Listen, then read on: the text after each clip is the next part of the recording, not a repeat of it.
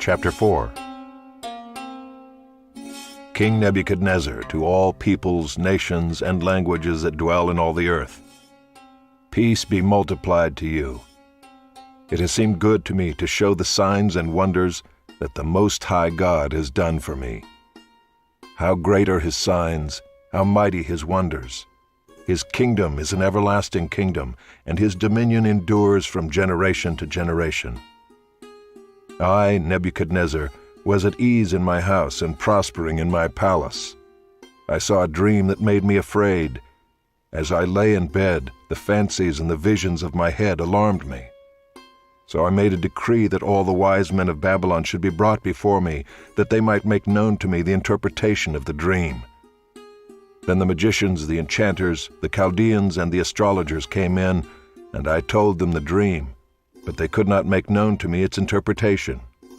At last Daniel came in before me, he who was named Belteshazzar, after the name of my God, and in whom is the spirit of the holy gods.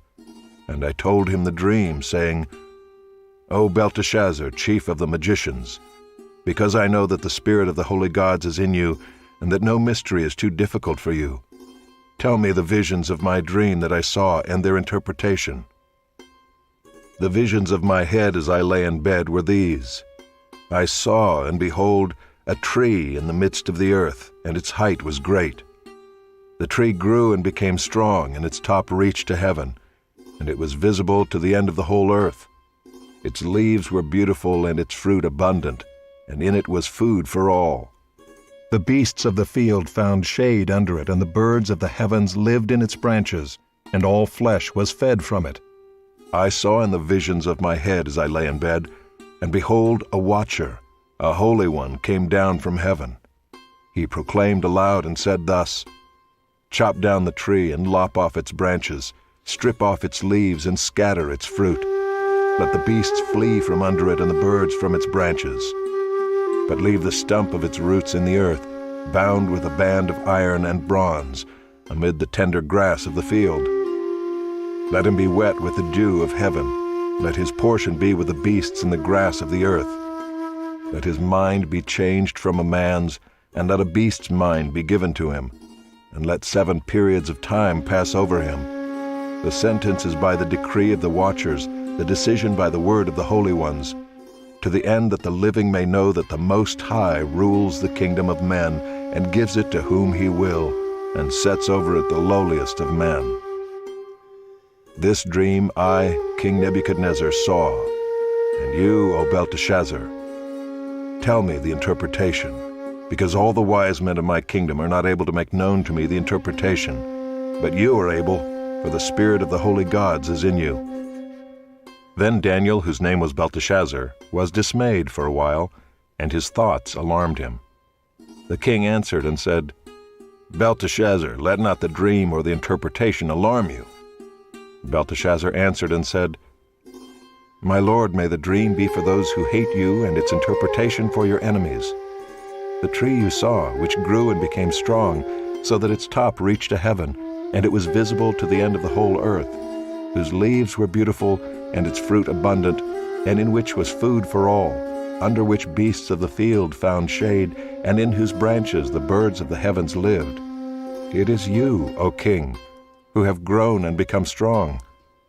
Your greatness has grown and reaches to heaven, and your dominion to the ends of the earth.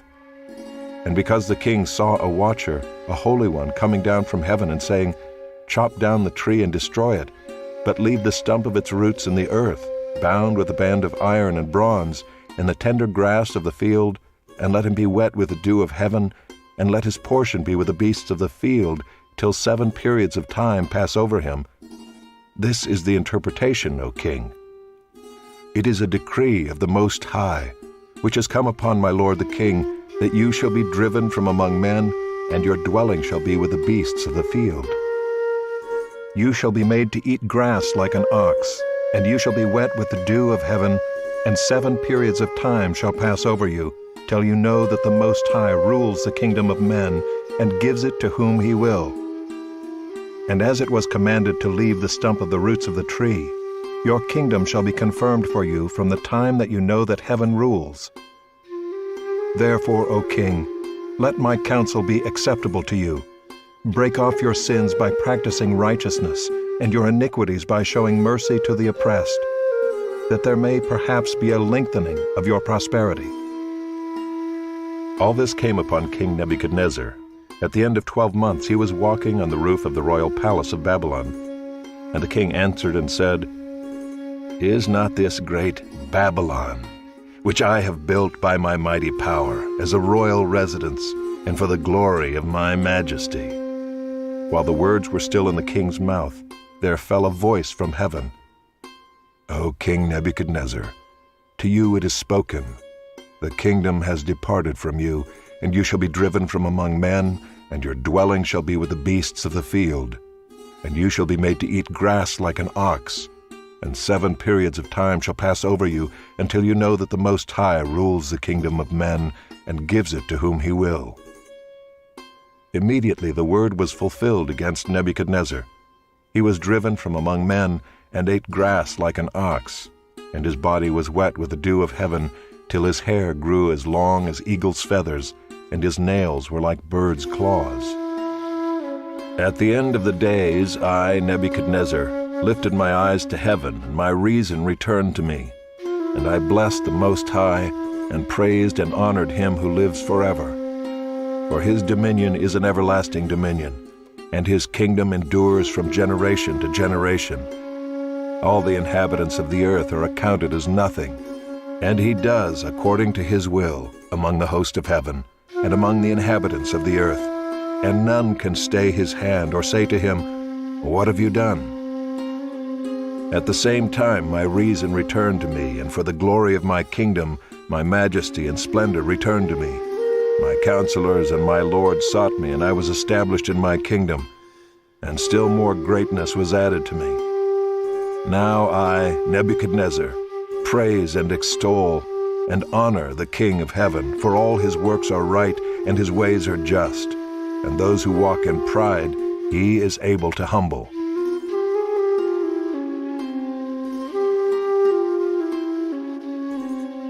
Chapter 5. King Belshazzar made a great feast for 1,000 of his lords, and drank wine in front of the 1,000. Belshazzar, when he tasted the wine, commanded that the vessels of gold and of silver that Nebuchadnezzar his father had taken out of the temple in Jerusalem be brought, that the king and his lords, his wives, and his concubines might drink from them. Then they brought in the golden vessels that had been taken out of the temple, the house of God in Jerusalem, and the king and his lords, his wives, and his concubines drank from them. They drank wine and praised the gods of gold and silver, bronze, iron, wood, and stone. Immediately the fingers of a human hand appeared and wrote on the plaster of the wall of the king's palace, opposite the lampstand. And the king saw the hand as it wrote. Then the king's color changed, and his thoughts alarmed him. His limbs gave way, and his knees knocked together. The king called loudly to bring in the enchanters, the Chaldeans, and the astrologers. The king declared to the wise men of Babylon, Whoever reads this writing and shows me its interpretation shall be clothed with purple and have a chain of gold around his neck, and shall be the 3rd ruler in the kingdom. Then all the king's wise men came in, but they could not read the writing or make known to the king the interpretation. Then King Belshazzar was greatly alarmed, and his color changed, and his lords were perplexed. The queen, because of the words of the king and his lords, came into the banqueting hall, and the queen declared, O king, live forever. Let not your thoughts alarm you or your color change. There is a man in your kingdom in whom is the spirit of the holy gods. In the days of your father, light and understanding and wisdom like the wisdom of the gods were found in him. And King Nebuchadnezzar, your father the king, made him chief of the magicians, enchanters, Chaldeans, and astrologers, because an excellent spirit, knowledge, and understanding to interpret dreams, explain riddles, and solve problems were found in this Daniel, whom the king named Belteshazzar. Now let Daniel be called, and he will show the interpretation. Then Daniel was brought in before the king. The king answered and said to Daniel, You are that Daniel, one of the exiles of Judah, whom the king my father brought from Judah. I have heard of you that the spirit of the gods is in you, and that light and understanding and excellent wisdom are found in you. Now the wise men, the enchanters, have been brought in before me to read this writing and make known to me its interpretation, but they could not show the interpretation of the matter. But I have heard that you can give interpretations and solve problems. Now if you can read the writing and make known to me its interpretation, you shall be clothed with purple and have a chain of gold around your neck, and shall be the third ruler in the kingdom." Then Daniel answered and said before the king, "Let your gifts be for yourself, and give your rewards to another. Nevertheless, I will read the writing to the king, and make known to him the interpretation. O king, the Most High God gave Nebuchadnezzar your father kingship and greatness and glory and majesty. And because of the greatness that he gave him, all peoples, nations, and languages trembled and feared before him. Whom he would, he killed. Whom he would, he kept alive. Whom he would, he raised up. And whom he would, he humbled. But when his heart was lifted up and his spirit was hardened so that he dealt proudly, he was brought down from his kingly throne, and his glory was taken from him. He was driven from among the children of mankind, and his mind was made like that of a beast, and his dwelling was with the wild donkeys. He was fed grass like an ox, and his body was wet with the dew of heaven, until he knew that the Most High God rules the kingdom of mankind, and sets over it whom he will.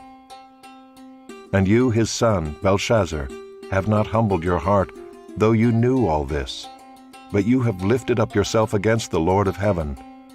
And the vessels of his house have been brought in before you, and you and your lords, your wives, and your concubines have drunk wine from them. And you have praised the gods of silver and gold, of bronze, iron, wood, and stone, which do not see or hear or know. But the God in whose hand is your breath, and whose are all your ways, you have not honored. Then from his presence the hand was sent, and this writing was inscribed. And this is the writing that was inscribed: Mene, Mene, Tekel, and Parsin. This is the interpretation of the matter. Mene, God has numbered the days of your kingdom and brought it to an end. Tekel, you have been weighed in the balances and found wanting. Peres, your kingdom is divided and given to the Medes and Persians. Then Belshazzar gave the command, and Daniel was clothed with purple, a chain of gold was put around his neck, and a proclamation was made about him that he should be the third ruler in the kingdom. That very night, Belshazzar the Chaldean king was killed. And Darius the Mede received the kingdom, being about 62 years old.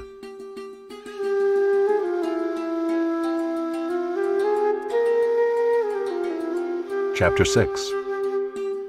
It pleased Darius to set over the kingdom 120 satraps to be throughout the whole kingdom, and over them 3 high officials, of whom Daniel was one, to whom these satraps should give account, so that the king might suffer no loss. Then this Daniel became distinguished above all the other high officials and satraps, because an excellent spirit was in him, and the king planned to set him over the whole kingdom. Then the high officials and the satraps sought to find a ground for complaint against Daniel with regard to the kingdom, but they could find no ground for complaint or any fault, because he was faithful, and no error or fault was found in him.